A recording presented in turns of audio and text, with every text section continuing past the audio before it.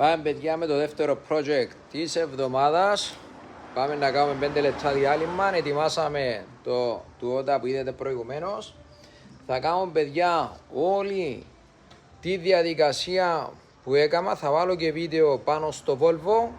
Θέλω να ευχαριστήσω τον φίλο Δημήτρη που μας επισκέφτηκε για πρώτη φορά.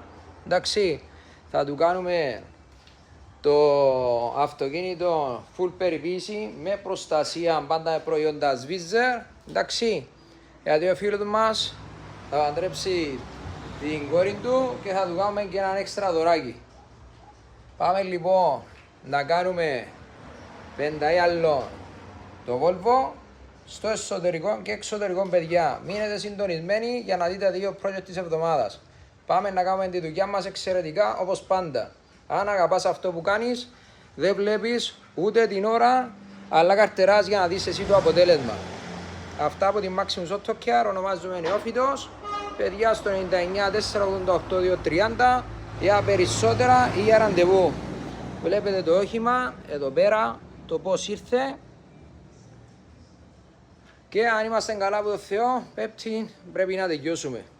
Καλό υπόλοιπο.